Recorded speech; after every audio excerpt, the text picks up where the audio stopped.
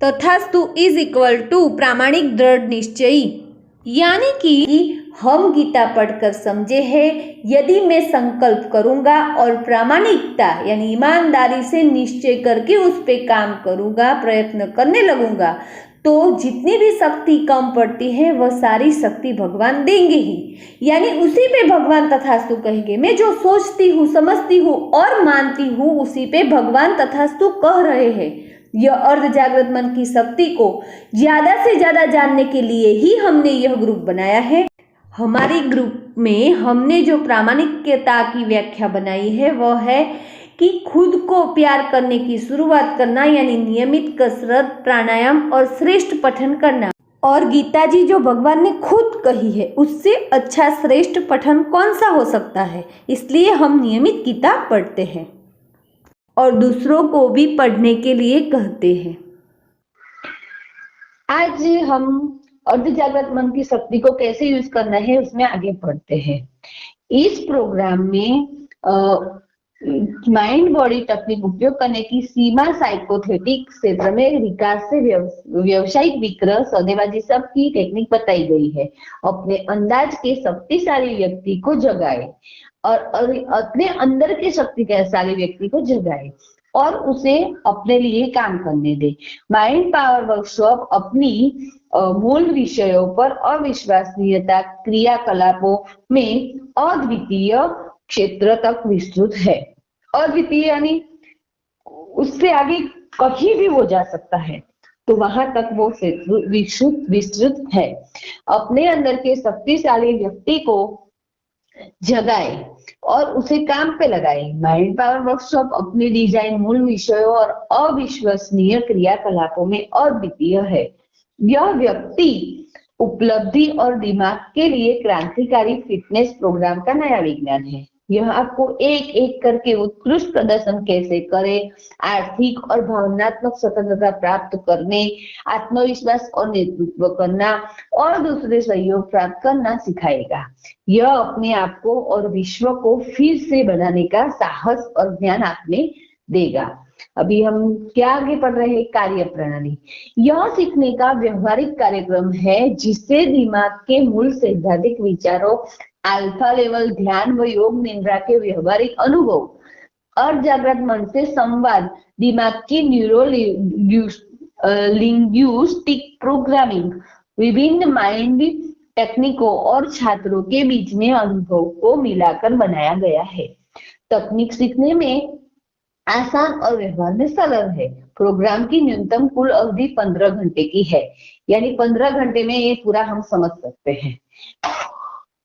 इस दौरान छात्रों के सामने एक एक करके प्रक्रिया और पहले अंतिम सत्र में शानदार आत्मविश्वास बनाएगा, रखकर अपना लक्ष्य निर्धारित करने में प्राप्त की गई प्रगति को रखा जाता है।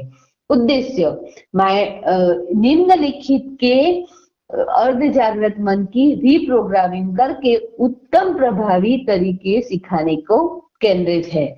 हम लोग यहाँ उत्तम टेक्निक सीखने के लिए इकट्ठा हुए हैं।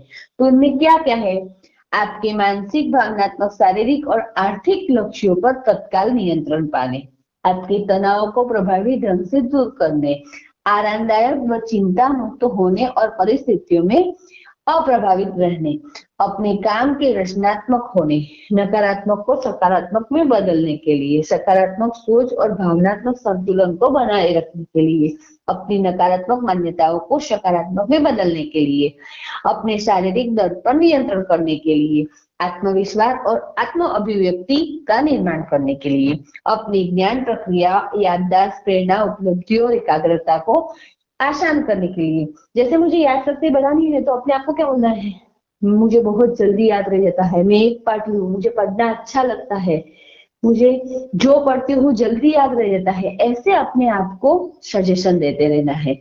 फिर से याद करने की अपनी योग्यता में वृद्धि करने के लिए, लक्ष्य निर्धारित व प्राप्त करने के लिए, बहुस्तरीय तत्काल सौहार्द को बनाने रखने के लिए, अर्ध जागृत स्तर पर समस्याओं का निराकरण करने के लिए, अपना लक्ष्य निर्धारित करने और बदलाव की गति बढ़ाने के लिए, भावनात्मक और आध्यात्मिक ज्ञान बढ़ाने के लिए, इच्छा शक्ति से श्रेष्ठ स्थिति पाने के लिए, जरूरत पड़ने पर शरीर को शक्ति व ऊर्जा देने के लिए, कम समय में दिमाग में व शरीर में ज्यादा आराम देने के लिए। यानी थोड़ा ही सोना है, 2 घंटे की नींद में आपको 6 घंटे का आराम मिलेगा, ऐसी नींद भी वो सिखाते हैं। तो मेरी कम नींद तो मेरी गॉड गिफ्ट थी, लेकिन ये टेक्निक्स हम फॉलो करेंगे। और मेरा भी क्या है, तब मैं कितनी इतनी जागृत नहीं थी अभी जितनी हूँ, और ये मैंने शायद 6-7 साल हो गए उसके पहले किया था। तो अभी मेरे लिए भी क्या है, सब भूल ही गई होगी, जितना अप्लाई किया है वो जीवन में आ गया होगा। तो जो जो सीखती हूँ, तो मैं भी जैसे वर्कशॉप सीख रही हूँ वैसे ही करूंगी, और आप भी पूरा होमवर्क कीजिएगा रोज का ग्रुप का, तो फिर आपको मजा आएगा। जैसे कल जो हमने दिया था, अपने ध्येय नक्की करना है, उसमें क्या क्या करना है, अपनी दिनचर्या बनानी है, तो वो हम कर सकते हैं।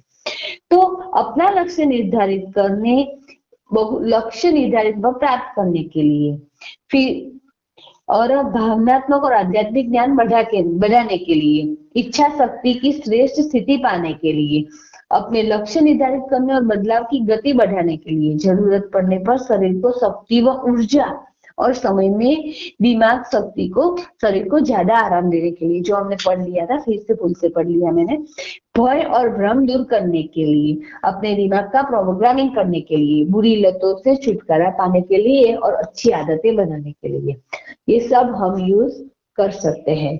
तो दिन 1, उसने दिन 1 दिया है, नहीं दिन 1 नहीं, सॉरी, पहले उन्होंने बताया कि सफलता और श्रेष्ठता के लिए टेक्नोलॉजी में प्रगति और जीवन शैली के आधुनिकीकरण ने हम सब में जटिलताएं पैदा की है, जो तनाव और जिम्मेदारी की उत्पन्न करती है।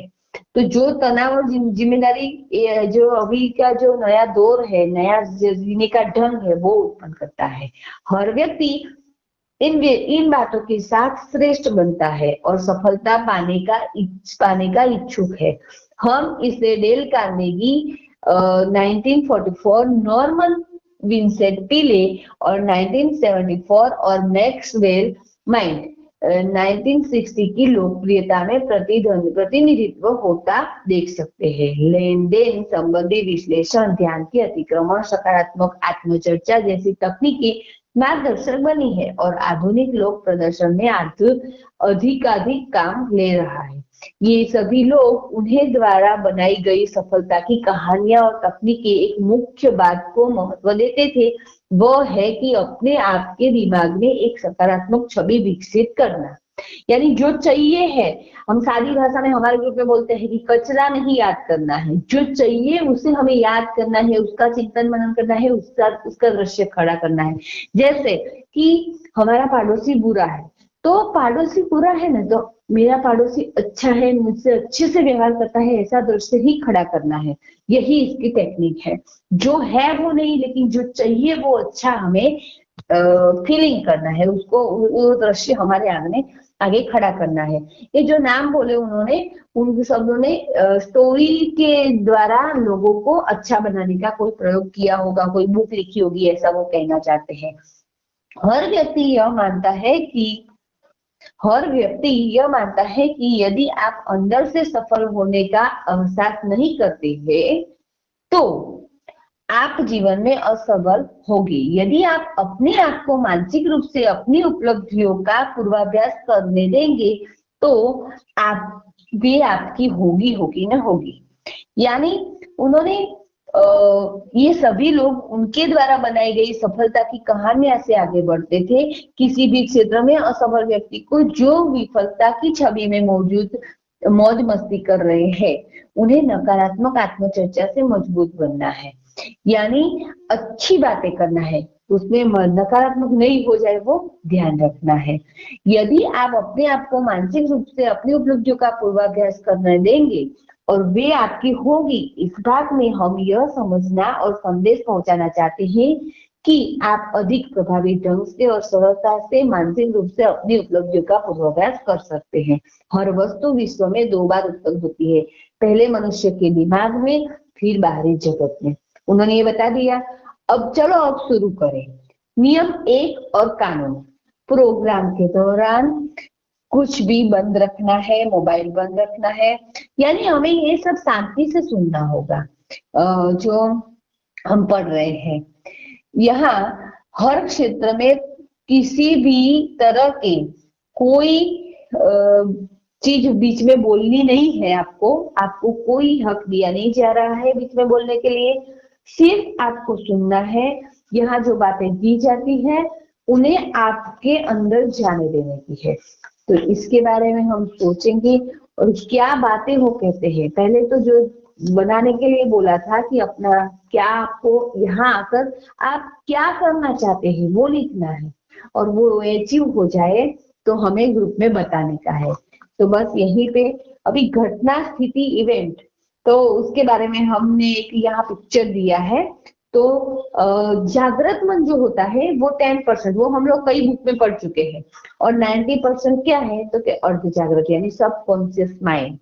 तो जो जागृत है यानी कॉन्शियस माइंड है, जो अर्ध जागृत है वो सब कॉन्शियस माइंड है। तो सब कॉन्शियस माइंड क्या क्या करता है, सोच, भावनाएं, व्यवहार, जैविक परिवर्तन, ये सब यानी अपने हमारे शरीर में जो शारीरिक परिवर्तन होता है वो सब कॉन्शियस माइंड से यानी अपने आप होता है।